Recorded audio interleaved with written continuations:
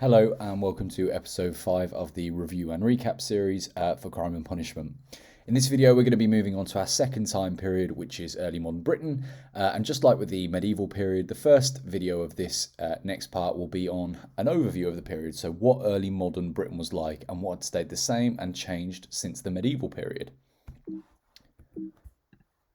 So, in terms of the work and living, farming was still the most important job. This had carried on since medieval times, and the harvest was still hugely important. If the harvest failed, it was catastrophic for towns and villages and often led to huge increases of crime, just like it did in medieval England. However, by 1750, 1/5 of the population lives in towns. So there is that start to move to towns and cities. It's the beginning of urbanisation. For example, London is the largest town in Europe with a population of about 700,000 in 1750. However, there is huge inequality and deprivation here. There is no welfare state like there is in England today. So if you were poor in England at the time, that was sort of tough luck. It was very hard living if you were in the labouring classes. Population also rose massively during the early modern times.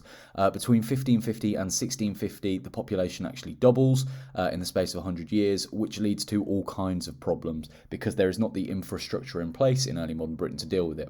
It leads to increases in food prices, which also means that people are less likely to be able to afford their food and therefore more likely to starve. It coincides, so goes alongside falling wages because there's more people and more workers. Bosses can just employ people at a cheaper rate, which also leads to mass unemployment as well.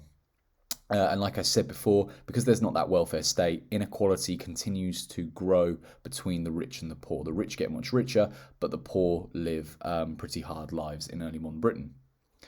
Travel. Now, more people are moving around since the medieval times, and that's partly due to the fact that there are more roads and partly due to the fact that there's a growth in the towns and cities, so people are travelling between them more. People often travelled for work as well, for new opportunities in different areas. And the rich would often travel on coach and horseback. However, because there were no banks or very few banks in early modern England, as they were going on long journeys, they had to take all of their expensive possessions with them and often had to carry lots of money with them as well, which of course made them very easy targets for highway robbers. Religion and Reformation. Now, religion undergoes a huge change in early modern Britain. Henry VIII decides he's going to split from the Catholic Church in the 1530s, which is a massive change, as prior to this, England's main religion had been Catholicism in the medieval times and before, but now it was Protestantism. So people no longer followed the word of the Pope in Rome. Instead, they listened to their head of the church, who was Henry VIII, who was obviously in charge of the Church of England. You also get a group called the Puritans come about. Now, the Puritans in this period rise. They are extreme Protestants and they're very concerned with moral behaviour and making sure that people live good Christian lives in early modern England. And we'll look at them in a little bit more detail when we come to look at crime and law enforcement. Power. In the 1640s, England's turned upside down because it has a civil war, and it ends up with King Charles I losing his head as well, and Cromwell and the Puritans rise to power, and it ushers in this new period of Puritan rule. In the 1660s, MPs, so members of Parliament, begin to rule local areas. Now, these MPs were not like the MPs that we have today.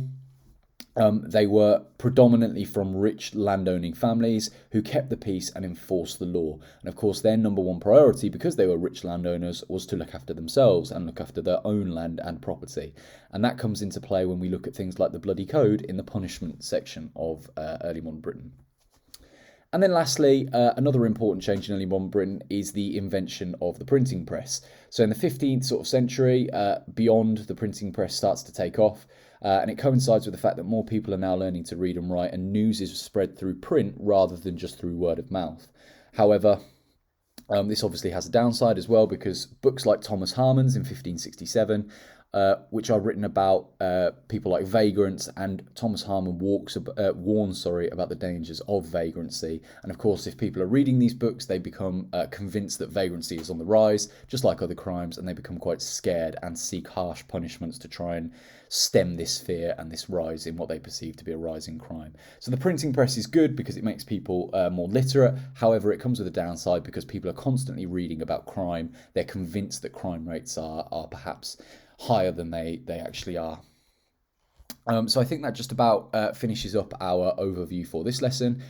So as you can see, lots has changed, but some things have stayed the same. Okay, the main takeaway from this is the fact that the population is increasing massively, and it coincides with major changes such as the Reformation and the printing press, and that change in power as well.